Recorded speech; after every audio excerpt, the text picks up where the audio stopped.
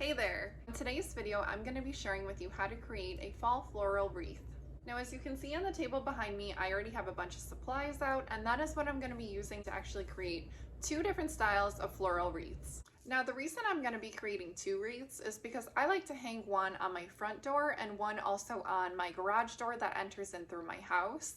And I actually already have wreaths hanging on those doors right now that I'm going to pull off and show to you because I made those over 5 years ago and they're still in really good condition. I'm pretty proud of them because I love how they turned out, and I would just like to make a fall version of those wreaths. So I'm going to be pulling some inspiration from the styles that I used to create those wreaths to create the new wreaths for fall. Okay, so the first wreath that I'm going to show you is this one, and this wreath I typically hang up on my front porch door, and it is a 15-inch diameter grapevine wreath that I got from Michael's. And then I have some faux hydrangeas on this side, and then this letter D to represent my last name. It did come in white, but I painted it yellow to kind of match the accenting floral over here.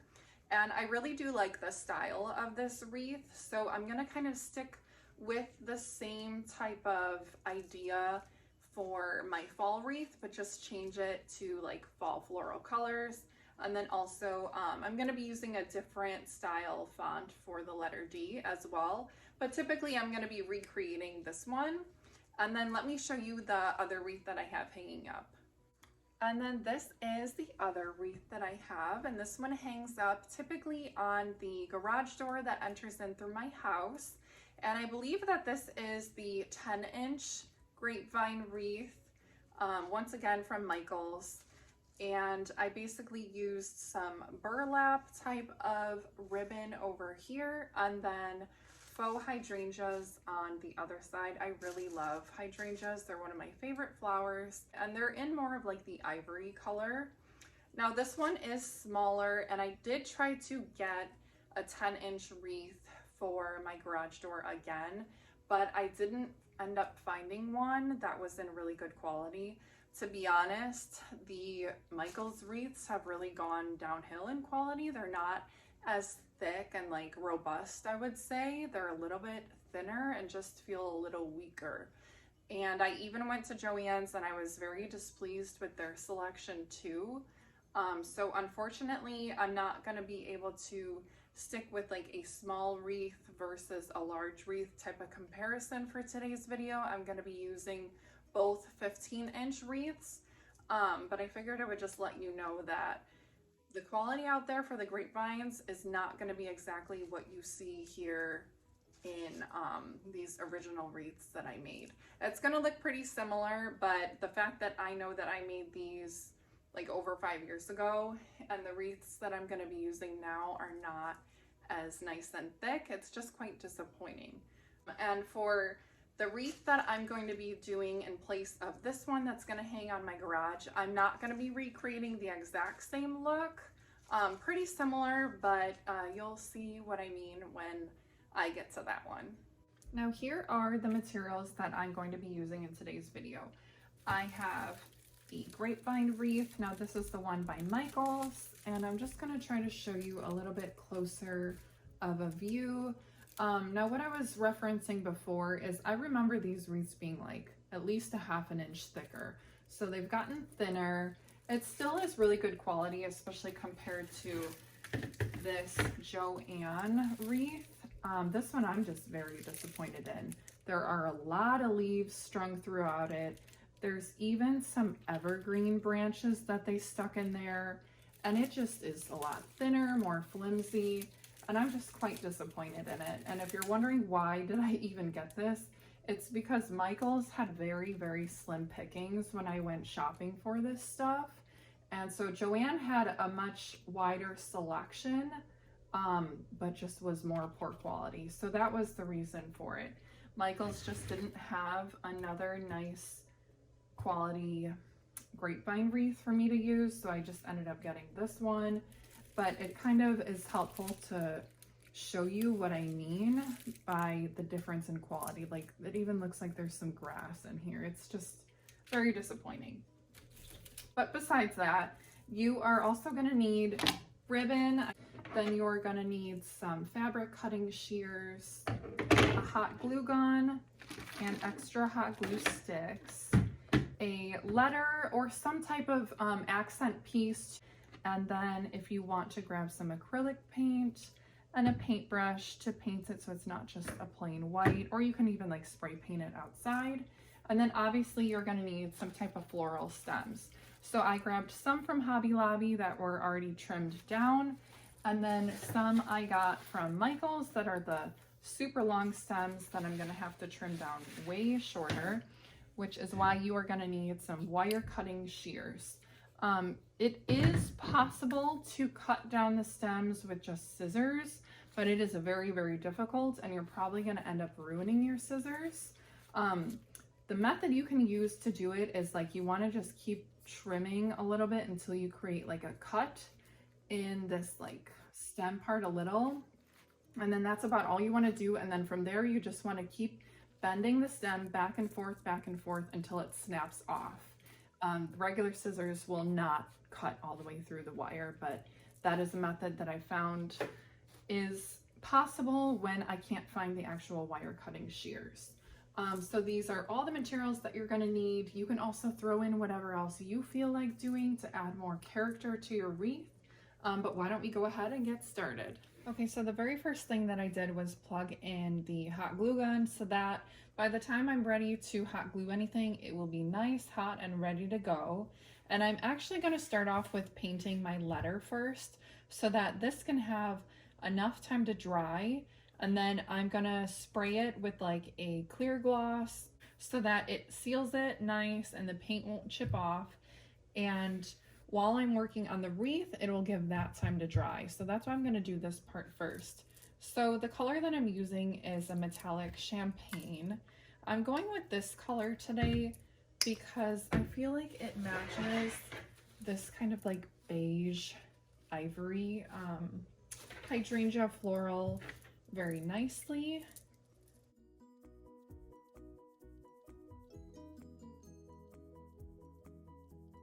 So before you get started, you're gonna wanna grab your wreath and just take a really good look at it, check out all the sides and the angles, and determine which one is gonna be your front, what's gonna be the back, and then which way are you gonna have it be positioned.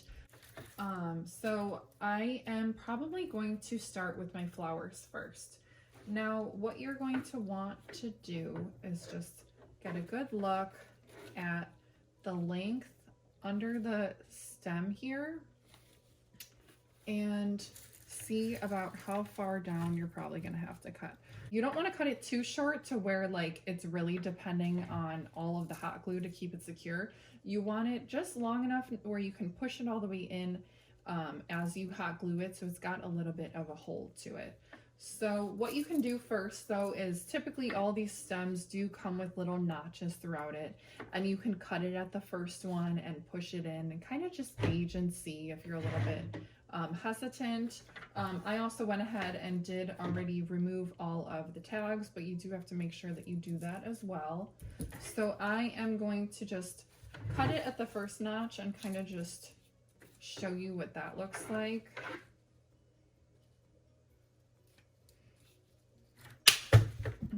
So yeah, if you've got good wire cutting shears, it comes off pretty easily. So I cut it at the first notch just to kind of show you a little bit easier. And you want to just kind of hold it down there and see like, okay, like about how far. And obviously that's going to be too far because you're not going to realistically be able to shove it that far in. So I will go ahead and cut it even more, probably like half of that size. And then this should be good to go after that. Just be careful. Okay, so it looks about that now, which should be good, because then when I hot glue it and push it in, it'll look like this. So I'm gonna go ahead and do that to the rest. And so now is the time where you kind of just want to play around with the layout of your flowers and see how exactly you want to glue them in.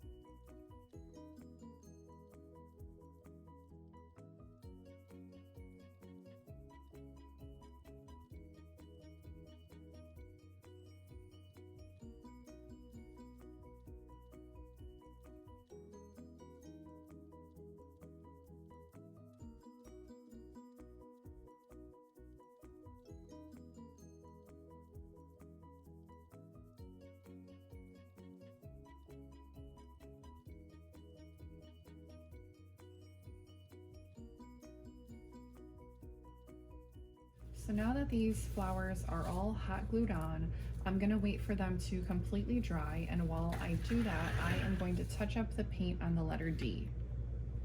Okay, so here is what the letter D is looking like so far. I have to wait for this to completely dry, and then I'm gonna spray it with a clear coat to protect it, and then I'll be able to hot glue it onto the wreath. Now, while everything else is drying, I did want to mention that the leaves that are on these stems are removable as well.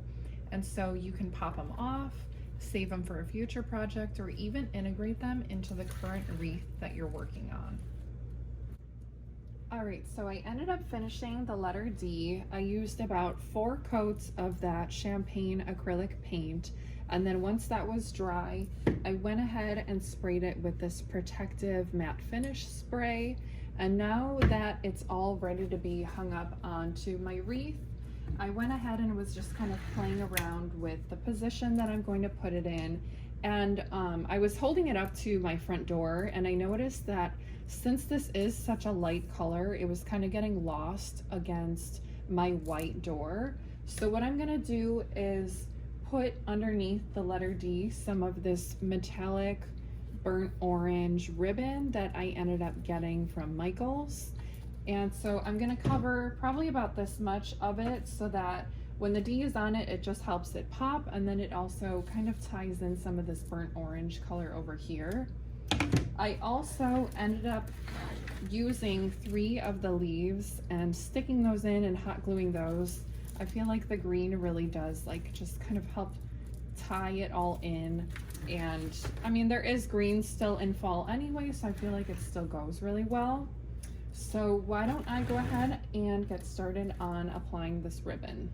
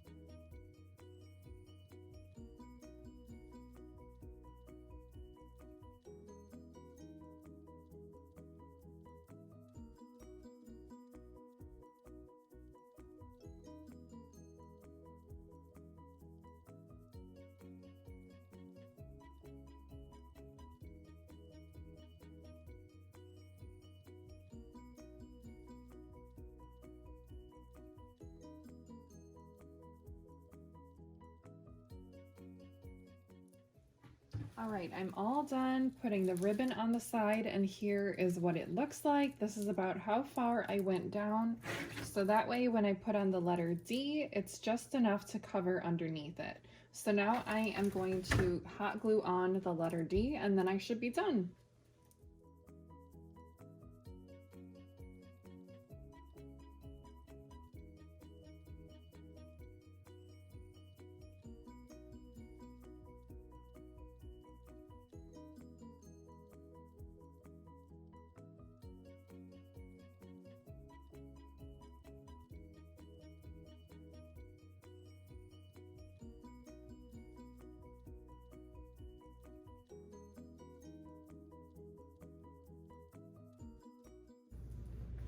And now for my second wreath that I'm going to be working on, I am going to be incorporating these really beautiful sunflowers as the floral part of the wreath. And then I'm going to be adding ribbon on the opposing side. I'm going to be utilizing the rest of this burnt metallic orange ribbon, and then on top of it adding this other layer of a neutral plaid colored ribbon. So for this wreath, I'm not going to be adding any letter D or anything else. It's just going to be a double ribbon over here and then the sunflowers on this side. So now I'm going to go ahead and get started. So I'm going to do what I did with the other wreath and hold up my floral stems to the wreath and see about where I need to cut with my wire cutting shears. And so I think it's about like an inch down. And give that a snap. And that should be a good gauge for the rest of them. So I'll cut the rest.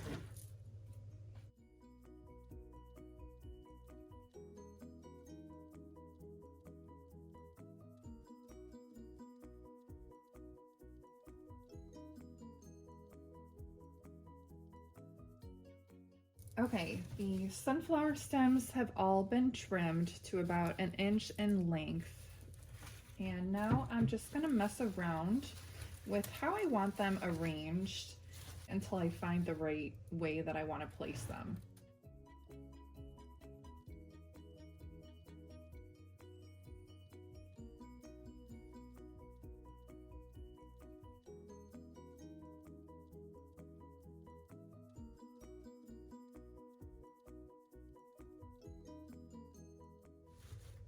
Okay, I think this is the layout that I'm satisfied with. I tried to alternate each of the colors, and now I am going to hot glue them in, and then I will work on the other side by doing the ribbon. Okay, the first layer of ribbon has been wrapped around and glued down. This is what the back looks like. It's okay that it's messy and ugly because nobody is going to see that side anyway.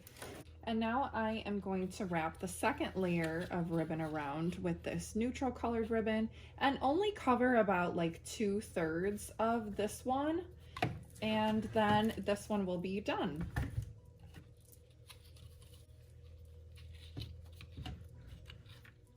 So as I'm going along and wrapping the ribbon, I'm keeping it quite snug, and when I get to the back part is when I do a bit of hot glue, move the ribbon roll over, pull it down a little bit, and just always keeping a tightness on there so that it really sticks to the hot glue and then also doesn't create any big bulges.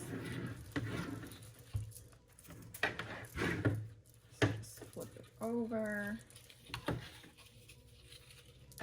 Okay, I'm pretty much at the end here. I like how it looks on the other side. So the way that I end it is I cut a bit of ribbon longer than the length here. Set that aside, and then just try to pull it a little bit more and just make sure it looks nice and tight on the end. And snip it once more, and then I will fold it and hot glue it down.